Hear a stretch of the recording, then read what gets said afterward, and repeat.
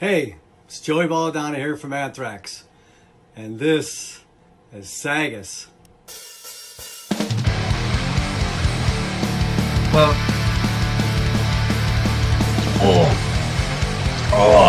Look, this is a big one. I didn't break out during the podcast today. It is now time for Devil's Advocate. Same time, same place, awesome. Yeah. What's going on, everybody? It's your boy Corbin, the Serpent Tongue Skipwith. This is Ren, the Berserker Marvel, and this is SAGAS. And it's a very special episode we have today because we have the honor to speak with the legendary Mr. Heri Joensen from Tyr. So thank you so much for joining us today, brother. Absolute pleasure to have you. Thanks for inviting me, gentlemen. How are you? Not bad. Don't mind my. Yep. I've got pink already, so that'll disappear. It seems to happen here quite often. So yeah, go ahead, bro. Cool. So, all right. So obviously, as I told you, we're going to be talking about the album Land. And so the reason we wanted you here is not only because you're such an amazing artist, but obviously this is your band, and we just want to ask you some questions, talk about the record, and go from there. So I'll start, and then I'll start, and then Ren can chime in, and we'll go from there. So sure. All right. So the first question that I want to ask you, it's about the opening track. So I researched into it, and that was inspired by a poet, correct? Called Jens. Yes, Janos. Yep. So tell me more about that if you could. So how did that come about? What inspired that? Well, Janos Juros was probably the first Faroese modern poet, and he certainly made a big impression on me when I was younger, and he wrote a lot of poems regarding Faroese history and Norse mythology, and he did it in a unusual way, at least for the Faroes, an unusual way where he would attribute deep emotions to the characters, whereas in mythology and history, if you read it, there are hardly any emotional references of any kind. It's very dry and understated that way. So this particular poem, Gandkvæðsvandar, is I suppose somewhat nationalistic. This was sometime after the Romantic period in Scandinavia, at least, and there was some nationalistic movements, and I found it a very moving poem about resistance against occupation by for a foreign nation. Well, somewhat foreign nation that Denmark is to the Faroes, and also a resistance against the Christianization of the Faroes. A bit late though, but there it is. I combined it with a recording and a melody of a Faroese ballad. This was quite an old recording, as recordings go, at least, made sometime in the 50s or I don't remember the details regarding that, but I made the whole musical arrangement of this Gandkvæðsvandar, combining those two, this poem and the recording of the ballad, and then my metallization. Well, actually, it starts with the orchestration that I made as well, with this Faroese folk band. I would say maybe you call it world music. They have this kind of folk world music ensemble, and they're quite famous, at least in the world music circles. And I wrote this, I arranged this piece of music for them as well, and they play the start of it. Actually, I may have confused myself right now. I'm not sure I remember precisely how that track goes. Yeah, it does start with the orchestration and the reading of the poem, and then comes the metal. Yeah. Yeah, awesome. I like you know, obviously I'm a huge fan. I've been listening to your music for a long time, and I actually got onto you boys. I'd say it was the album after this one, and then I went back.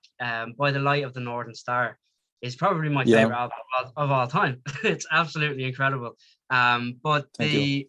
it was only after that time that I got a chance to rediscover Land, and you know, I discovered it was a huge, groundbreaking time for you, was it? Where like it was a like a turning point almost in the career, where you opened up your, I'd say, your fan base all over the world. So I just wanted to ask, so where did you record the album, and what made you decide to record there? The Land album was recorded with Jacob Hansen in Denmark, in Ribe. The reason we recorded there was that we had recorded all albums. Well, there were only 2 albums prior to this one recorded with Jacob Hansen. That was Ragnarok and Eric the Red. We got together with Jacob Hansen through some mutual contacts. I don't remember precisely how, but we just liked it very much, what he did, his clean and very professional approach. So we've stayed with him ever since. Our very first album was recorded in a studio in Copenhagen, a very low budget studio, and we could hear, of course, immediately after that if we could afford it, we really needed something better. We were looking around for a studio before we made Eric the Red. I remember we tried a lot of studios, talking to a lot of technicians, and as I said, I don't remember exactly how we got in touch with Jacob Hansen, but we decided that was the right way. He seemed very professional and hardworking, and we stayed with him. So when the time came to record the Land, there was really no question. If Jacob could do it, we would do it there. Brilliant. Yeah, the production is absolutely phenomenal. And obviously the songwriting is, you know, otherworldly. You must have got a gift from the Nordic gods. But yeah, so you know, Thanks. what I've always been curious about what you would have been listening to at the time of writing the album. I know you're into new wave of heavy metal and progressive music, but was there any bands in particular? This would have been back in 2007, 2008. It's hard to say exactly what I was listening to. It could have been probably Dream Theater, System of a Down, and the usual classics that I still listen to, like older Iron Maiden, Judas Priest, the Avantasia, Devin Townsend, and some pop music as well, like Aha and ABBA, Enya. You know, my music taste hasn't changed much over the years. It's long between when I find new bands that really impress me. So it would have been the same old as it has been for decades now. Awesome. Great stuff. Corbin? Yeah. So as I was going through this album, and you know, I was telling Ren that even weeks before I decided to do this album and invite you onto the podcast, this album Land was on my replay for weeks. It drew to me. The whole discography is amazing, but this album in particular just kept coming back to me. And the one question I have is the final track, Hail to the Hammer. That was a song, I did my research, was originally released on a demo from the year 2000, if I'm not mistaken. What inspired you guys to release it now on this album, or remaster it, or whatever you did with it? Well, it was actually the decision of the record label, Napalm Records. They want something extra on each album to make people buy it. So they asked us, do we have anything unreleased? And yeah, we have this older version of Hail to the Hammer. and they put it on there just as a curiosity for people. So this would be the slightly less advanced version of Hilden Hammer, and it's also no, wait a minute. Did we actually re-record it for this album? I believe we did. The demo version is on the previous album, or maybe on the re-release of Halford Asgard or Eric Duet or something. I don't remember. I've confused myself again. I don't remember which version is on here. This may have been the re-recording, and if so, it is because we were, or at least I was, very dissatisfied with the level of the sound, the quality of the sound on the original recording and the demo. This turned out to be one of the most popular songs on the first album, and of course that means we're going to play it and people are going to listen to it. And it annoyed me a bit that we only had it from the first album with quite poor sound quality, and the demo with even worse quality. So yeah, this is the re-recording, and it's done first because the record label wants something extra on each album, I guess, to sell slightly more expensive versions of the album, and because I wanted a proper sounding version of the song, since it turned out to be quite popular. Yeah, Nice. it's an absolutely brilliant track. I love it. It's one of my favorites as well. But yeah, so was this the first album you recorded with Napalm? No, that would be Ragnarok, the one Ragnarok, yeah. just previous to this one. Cool. Yeah, no, I know all these answers. I'm only asking for the audience. I see. Yeah. So obviously it was a really exciting time anyway, going from Napalm and then moving on to Land, which was a broader spectrum kind of album, if you will. Have you a favorite track from the album? From this one, I suppose my favorite track is Sinclair's voice. Yeah, that's actually mine as well. It turned out pretty decent and listenable also. Much of the album, unless you're a diehard Tyr fan, might be not that easy to digest. Yeah, that's in traditional Danish, isn't it? Norwegian. Well, it's hard to decide. It's Danish was the language, literate language of Norway in the time this was written, and the melody is, I would say, Norwegian/Faroese folk melody. It was written by a Norwegian in Norway, but in Old Danish, because they simply didn't have the written language back then. So it's kind of in a gray zone what language you would have to decide it was. But if you ask Danes today to read this, they will definitely tell you it's Norwegian. Ah, right, cool. Awesome. Yeah, like obviously the traditional vocals is a big part of your music, you know, the Faroes traditional songs. And is it true that they were originally all in a cappella? Yes, there are no folk instruments in the Faroes, and all the folk we have is a cappella.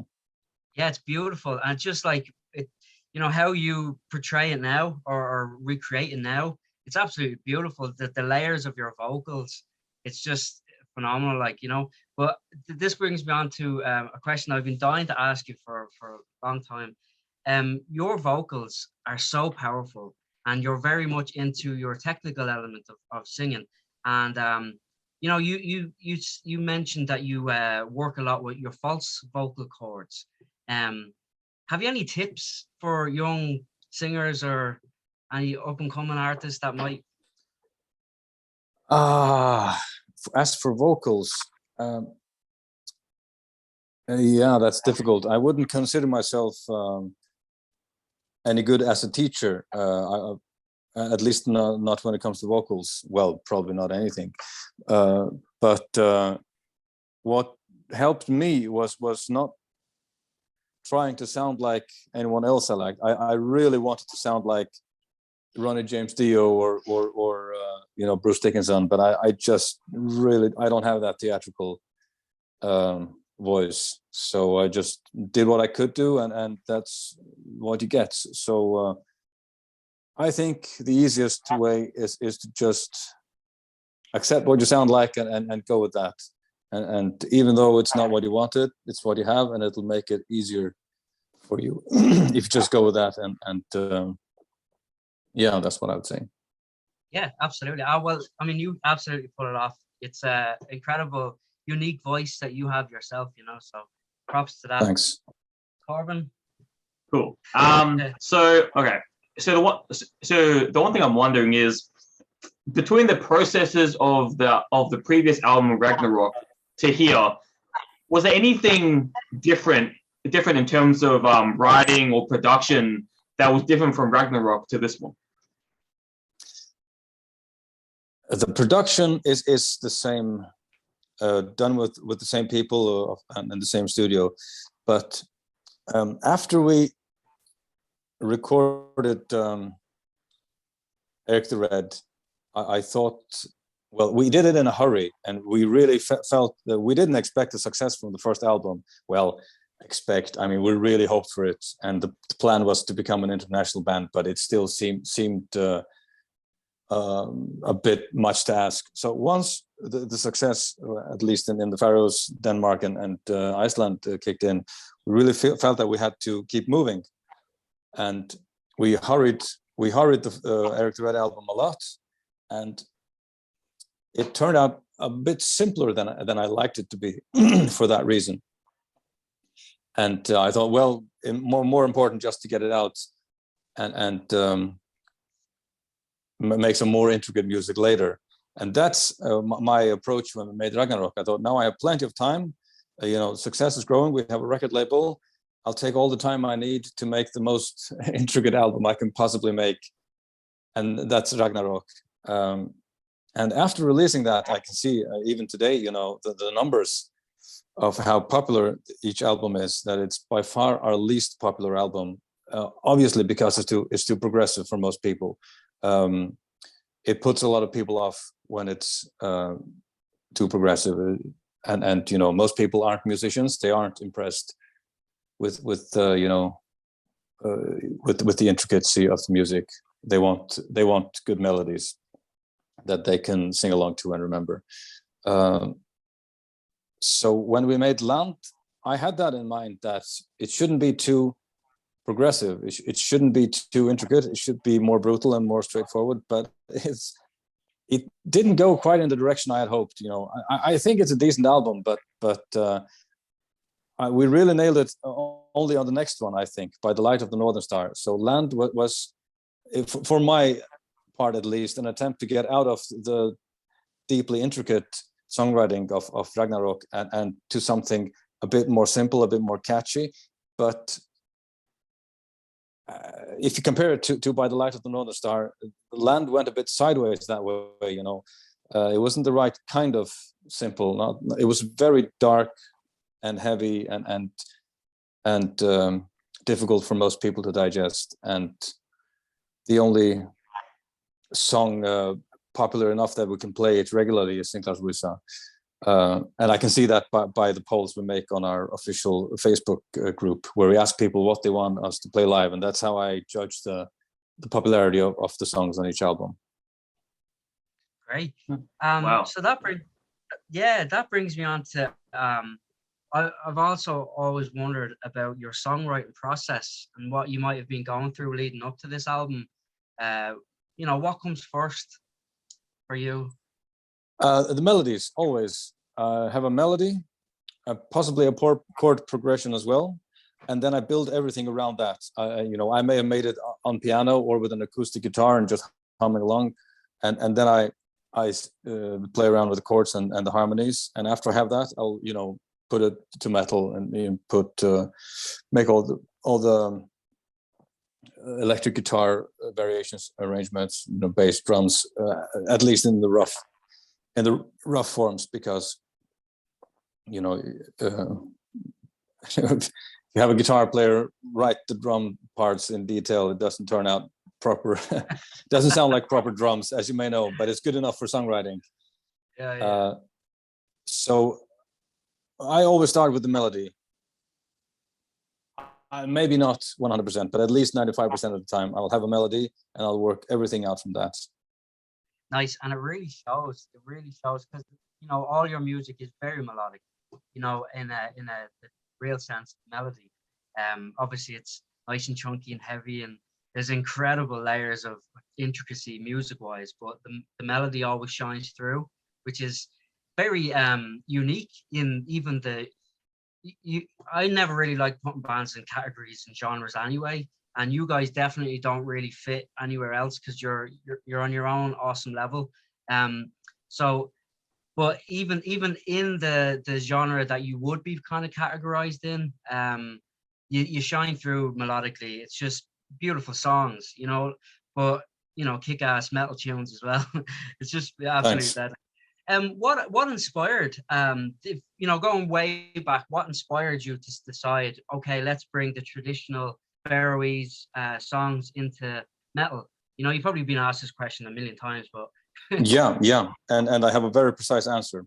In 1997, there was Danish TV. There was show in several parts about the financial crash in the Faroes in the early 90s. And they had some music made for this show by a Danish guitar player and very famous songwriter called Per Frost. And he had taken an old recording of Faroese folk singing and put it to, I wouldn't call it metal, but it was hard rock. But it was a massive hit in the Faroes for months, maybe years. And I thought that was a great idea. I wish I had it first. And then I tried it when we made the first album, or even before that, actually. I probably wrote it in 98, the Ormer Lancha version on the first album. And that's simply taking a Faroese folk melody, and instead of taking an old recording, singing it ourselves and putting it to metal with some, or probably hard rock. I'm not sure we count this as metal. In any case, and our song was at least as big a hit in the Faroes as the other one had been. So that was something that fascinated me, and I thought might work if taken to extremes.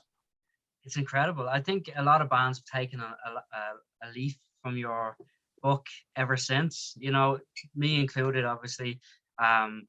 Taking the traditions of your country and bringing it into the music. It's such a beautiful marriage of sonic sounds. It's just beautiful. And you guys obviously paved the way and created this for all the rest of us to jump on. Well, as you say, you got inspired too, but you definitely brought it to the forefront, in the mainstream, if you will. So that's brilliant. I love it. I just can't get enough of the way you marry those sounds together. It's just awesome, brother. Corbin? Thanks.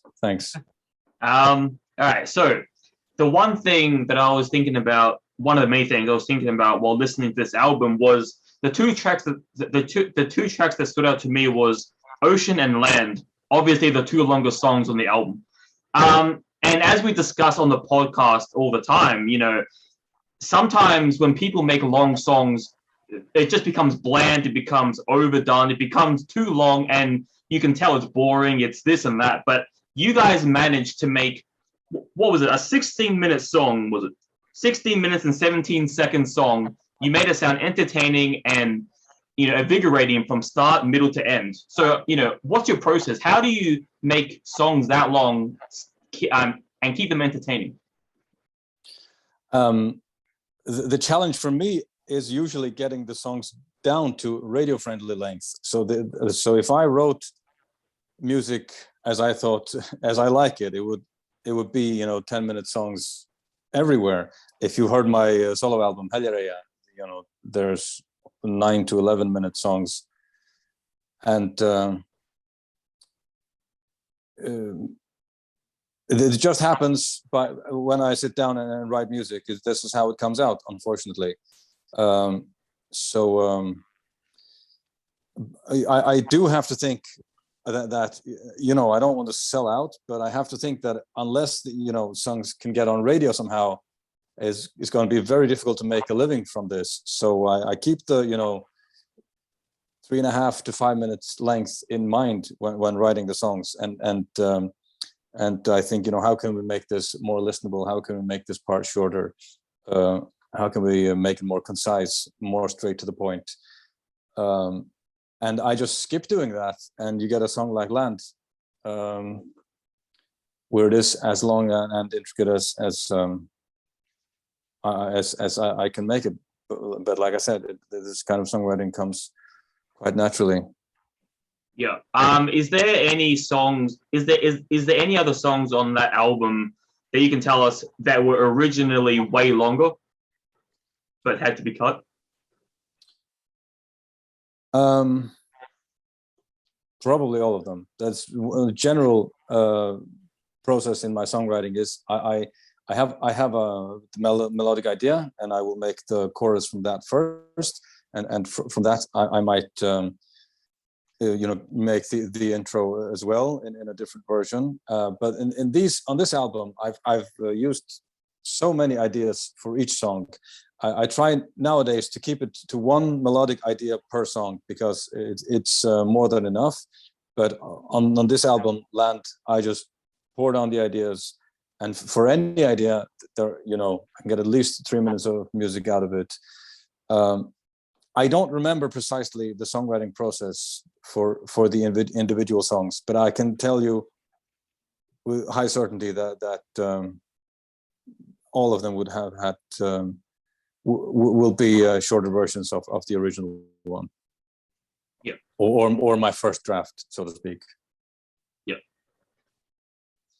Yeah, I mean that would be the opposite task for most musicians and most guys that I've worked with anyway. They tend to not come up with as many ideas as maybe you would, you know, so they have to try and build and build and build and create, you know, the longer songs. Obviously Oceans is an incredible song with, you know, loads of riffs. I absolutely love the vocals and the melody in that song. There's lovely you know, running octaves or something going on in there, like lovely harmonizing guitars, and that's a big thing that always stands out to me, is your guitar playing and it's we'll just say Guitar Hero type stuff.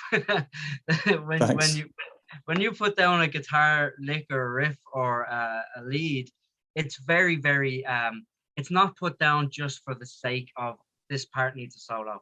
It's very much thought through, like I could imagine you would with the vocals, you know. And I've taken inspiration by that, and I take that end of my stuff very seriously too, on obviously smaller scale. But like it's really obvious in your songwriting, you know. It's incredible. But I was going to ask you, what you know, you say your favorite song. What would be a track that you found difficult on the album to write? Was there any particular song? It's probably a long time now, but yeah, I remember struggling with Vascherian. It's a ballad, or it starts pretty clean, and it incorporates some classical music by Edvard Grieg, and it's a Faroese folk melody, and it goes to this classical piece once or twice during the song. And I do remember that was difficult to put together properly, and I had so many versions, and I remember struggling with that. I don't remember the details of it, but making it as listenable as possible, and making the development of the track as natural as possible was difficult. How does it go? There are the octave changes in the vocals, and the tempo changes when it goes to the classical part for the second time. I struggled with that a lot. Yeah, I remember. yeah, no, I just thought it would be interesting to know, because you know, there's always one track on an album that an artist will struggle with, like at least one. But that must have been a really exciting time for you as well, because wasn't that 2008 when you played Pagan Fest? Was that before or during the album?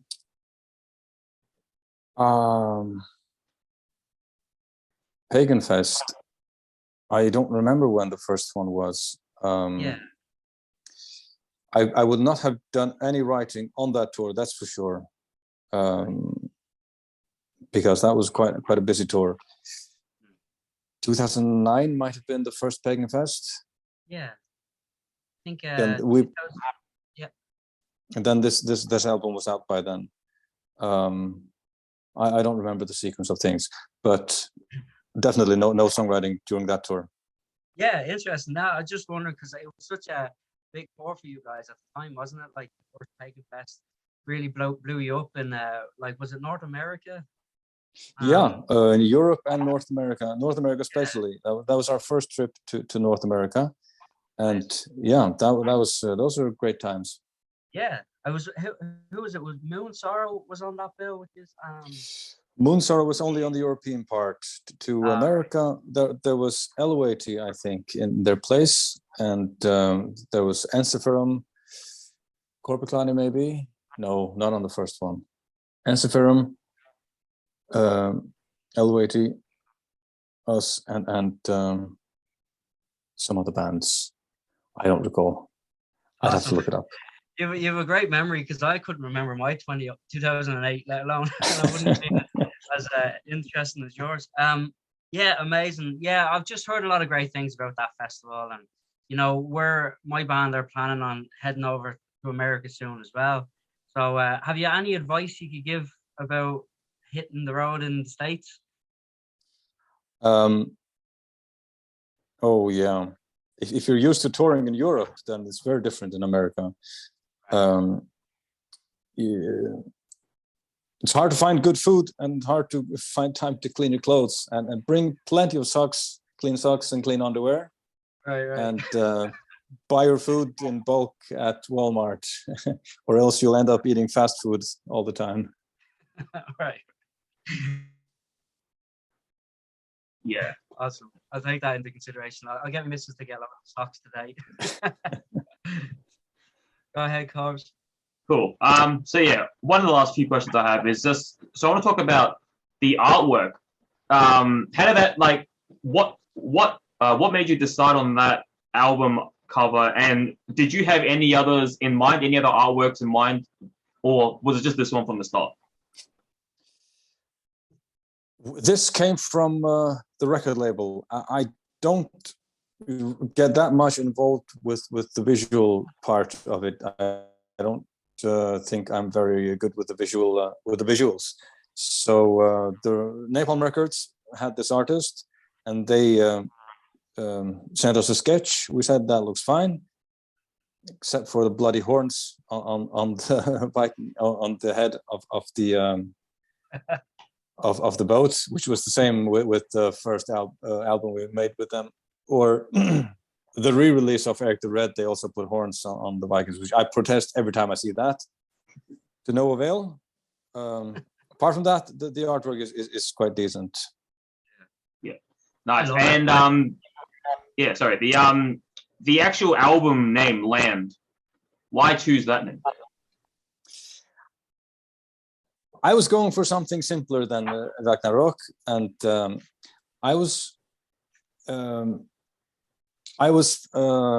interested in it because of the subject of the song, which is the search for new land in Viking times, and it decided on the word land because it is spelled and means the same in all Scandinavian languages and in English and German and probably a few more Germanic languages. So for the simplicity and understandability of it. That's awesome. I love that explanation. That's so, it just proves how sophisticated your mind works. It's like, to even think that far, I wouldn't, I'm not that smart. I wouldn't think of that. Like, I mean, the reasoning behind it, I wouldn't have that. If it was me, I would have been like, yeah, it's simple, land. but you have all this explanation behind it. It's like that's awesome. I tend to overinterpret things and overthink, and I have to stop myself consciously from doing that. It works for you though. It works. Yeah, thanks. I'm glad you think so. Yeah. Yeah. Speaking of Ragnarok, so you're now a Ragnarok guitar artist. Is that right?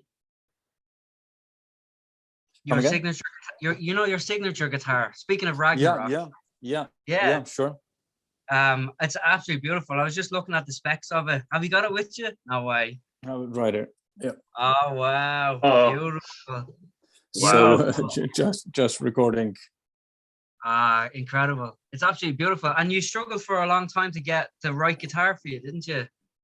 Yes, I did. Already on the first album, I played some stuff that required more than 24 frets, and it was difficult to find. Well, bloody difficult. So I first got Ibanez guitar with 30 frets and 7 strings, and then the Bjarne Stein from the Faroes. He stopped making guitars, unfortunately, and finally I got this one. So now I have 3 guitars that I can use. Awesome. As compared to my friends who all have like 50 guitars or basses. I should never started it. I could have done without. Yeah, I love it. It's such a beautiful guitar. But just to deviate a little bit, talking about guitars now. I've read that you've started playing guitar at 14. Is that right? That's correct. Yeah, brilliant. Yeah, I think I might have been about 16 or something. It's just that great time of your life when you discovered a guitar.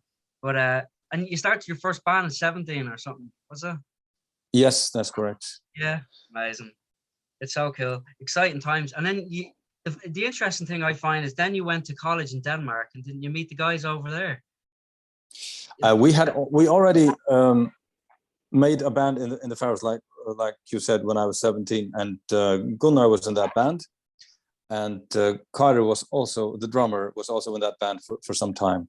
So I kind of re-met in 1997 in Copenhagen in Denmark, and the band had been temporarily disbanded at that time. So I just made a new band, which turned out to be Tyr when we got to Denmark. Yes.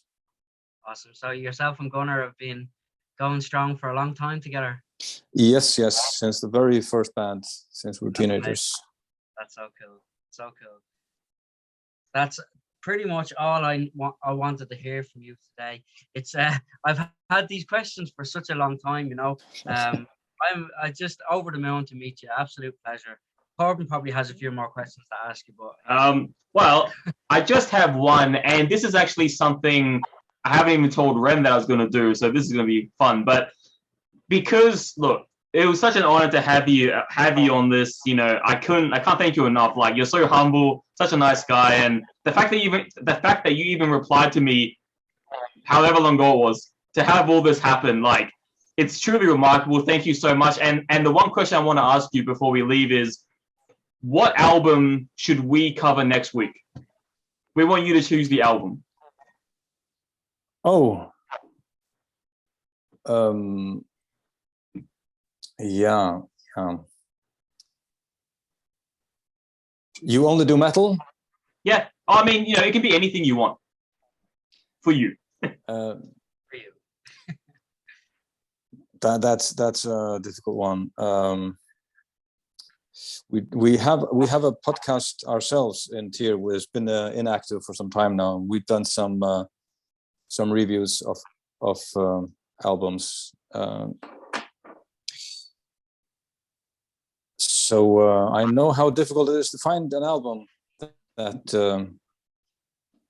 you want to talk about. Let me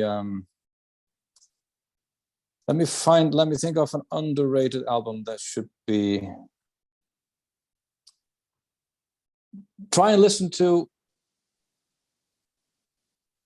Intuition by Norwegian band TNT. All right, let me write this down. Intuition. TNT. singer Tony Harnell from California, guitar player Ronny Letekra from Norway. One of the best guitar players, unfortunately, quite unknown. But that was an album that had a huge impact on me when I was younger. It may sound outdated and tacky now, and it probably is, but in my opinion, it's a great album, and it's too unknown and too underrated. Maybe too late now, though, to revive any of that spirit. Trust me, we'll make sure just for you that it revives, it gets the attention it deserves. We will work to the bone to do that. Thank you. Yeah, again, thank you so much for being on the podcast. I'm going to do my work after this is done, and I'll publish it, and then I'll send it straight to you. Thank you. It's been my pleasure. All right, thank you very much. Again, thank you. All right. Take care. Pleasure, brother.